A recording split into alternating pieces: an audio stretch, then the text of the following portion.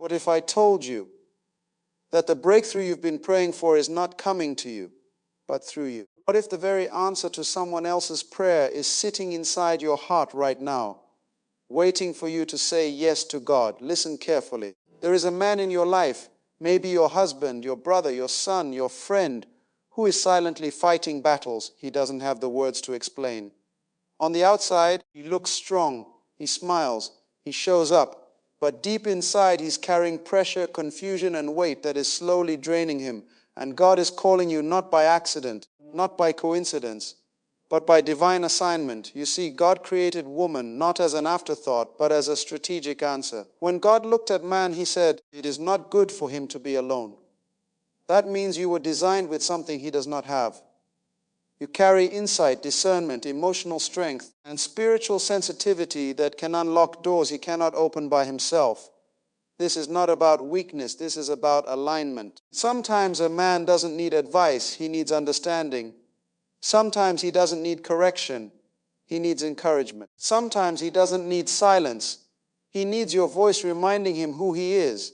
Because when a man forgets his purpose, everything around him begins to shake. But when a woman steps into her God-given role, she becomes a source of life, clarity, and strength. What if the reason you can't walk away is because you were never meant to? There's something deeper happening here, something most people overlook. You think it's coincidence. You think it's just proximity, timing, or circumstance. But here's the truth. Placement is never random when God is involved. The fact that you are in his life right now, in this specific season, carries a weight you may not fully understand yet. And this is where everything shifts. You were not sent to fix him. You were not assigned to carry his burdens as your own. But you were designed with something specific, a kind of emotional intelligence, a spiritual sensitivity that allows you to see what others miss. You notice the silence behind his words. You feel the tension behind his strength. And while others may judge him or misunderstand him, something inside you leans closer instead of pulling away. Most people miss this part. They think being needed means being used. They confuse purpose with pressure. But what you carry is not pressure, it's positioning. There's a reason your heart responds the way it does. There's a reason you feel the urge to encourage, to speak, to stay when it would be easier to leave. It's not weakness, it's awareness. But here's the part no one tells you. The strength you have, it's not accidental. It was built through your own battles. The empathy you carry came from the moments you felt unseen. The patience you've developed was forged in seasons where you had to wait on God yourself. So now, when you stand in someone else's storm, you're not standing empty-handed, you're standing equipped. And this is where everything shifts again. Because the moment you recognize that you are not there by chance, your perspective changes. You stop questioning your presence and start understanding your purpose. You begin to realize that your voice isn't small, it's necessary. Your support isn't optional, it's impactful. But don't miss this. Being a strategic answer doesn't mean losing your identity. It means operating from a place of awareness. It means knowing when to speak, when to listen, and when to step back and let God do what only he can do. Now imagine this. One day, everything begins to align. The confusion starts to clear. The weight he's been carrying begins to lift.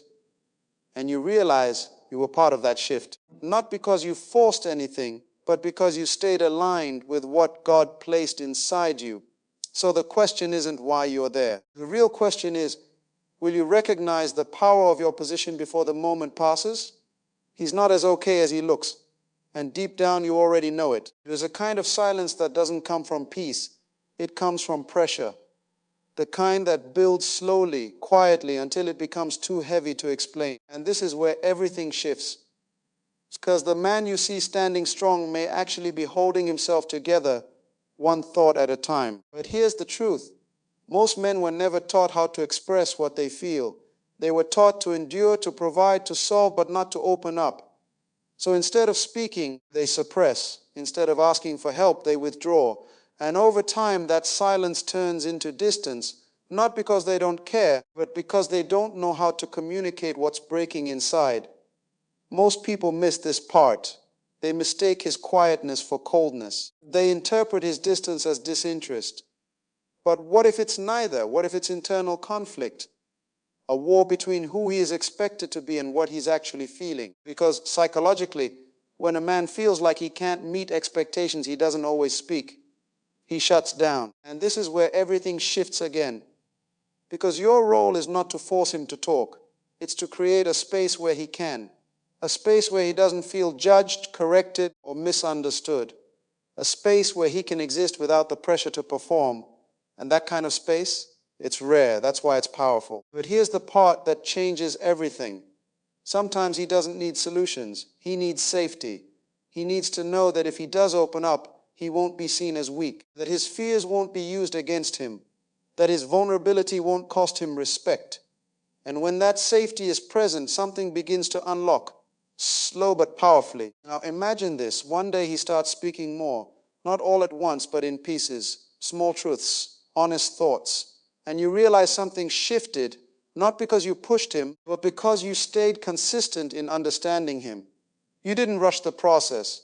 You didn't demand explanations. You simply became a place where he could breathe. But don't overlook this. Your presence alone can regulate emotions he doesn't even understand himself. Psychologically, when someone feels accepted, their mind begins to settle. Their defenses lower, their clarity returns. And in that clarity, strength is rebuilt, not forced but restored. So the question isn't whether he's struggling. The real question is, will you recognize the silent battle before it turns into permanent distance?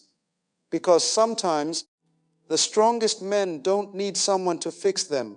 They need someone who understands them before they fall apart. One sentence, that's all it takes to change the direction of a man's life. It sounds simple, almost too simple. But here's the truth. Words don't just describe reality. They shape it, especially for someone already carrying doubt, especially for someone silently questioning if they're enough. And this is where everything shifts. Because what you say in his lowest moments doesn't just pass through his ears, it settles into his identity. Most people miss this part. They think words are temporary, that once spoken they disappear. But psychologically, words attach themselves to emotion, and emotion is what the brain remembers. So when a man hears criticism in a moment of weakness, it doesn't just sting, it sticks. It replays later, in silence, when no one else is around. It becomes the voice in his head when he's trying to make a decision. But here's the truth. The opposite is just as powerful. When you speak belief into him, real intentional belief, it doesn't just encourage him for a moment. It plants something deeper. It gives his mind a new narrative to return to when doubt tries to take over. Because every man, no matter how strong he appears, has internal conversations you will never hear. And your voice has the ability to enter those conversations long after the moment has passed. This is where everything shifts again. Because now it's not just about what you say, it's about when you say it. Anyone can speak when things are going well, but speaking life when he's frustrated, when he's failing, when he's unsure, that's what separates empty words from transformative ones. Most people miss this part. They speak based on what they see. If he looks lost, they speak doubt. If he seems weak, they speak criticism. But what if you spoke based on what he could become instead? What if your words reminded him of a version of himself he hasn't fully stepped into yet? Now imagine this, a moment where he's ready to give up, not dramatically, just quietly, internally, and then he remembers something you said, not loudly, not forcefully, just consistently. And that one sentence interrupts the doubt. It slows the spiral. It gives him enough strength to try again. That's power. But here's the part that changes everything. This isn't about pretending everything is perfect. It's about choosing words that build rather than break, words that guide rather than crush, words that challenge him without destroying his confidence. Because in the end, the voice he hears the most will become the voice he believes the most. So the question isn't if your words matter. The real question is, what are they building inside him when you are not there to speak anymore? What if helping him isn't a distraction from your purpose, but the doorway into it? It feels uncomfortable to admit, especially in a world that constantly says, focus on yourself. And yes, growth matters, boundaries matter, identity matters. But here's the truth. Purpose is rarely discovered in isolation. It's often revealed through connection, through assignment, through moments where you are called to show up, not just for yourself, but for someone else. And this is where everything shifts, because what looks like supporting him on the surface may actually be developing you underneath. The patience you're learning, the discernment you're building, the emotional strength you're stretching into, these are not sluchina experiences. They are shaping tools, preparing you for something bigger than this moment. Most people miss this part. They assume purpose must always feel empowering, exciting, and clear. But sometimes purpose feels like responsibility. Sometimes it feels like showing up when it's inconvenient. Sometimes it looks like pouring into someone when you're still healing yourself. And that tension? It's not a sign you're off track. It's often a sign you're growing. But here's the truth. You are not being asked to shrink so he can grow. That's not alignment. That's imbalance. Instead, you are being invited to expand, to discover parts of yourself you didn't even realize were there. Your strength becomes visible in how you respond. Your wisdom becomes clear in how you guide. Your faith deepens in how you trust the process. And this is where everything shifts again. Because when you start seeing your role as an assignment rather than a burden, your energy changes. You stop asking, why is this happening to me? And start asking, what is this building within me? And that question alone opens a completely different perspective. Most people miss this part. They walk away too early. Not always because they're wrong, but because they don't realize that something valuable was still being formed inside them. Growth doesn't always announce itself loudly. Sometimes it happens quietly in the way you think, the way you respond, the way you choose peace over reaction.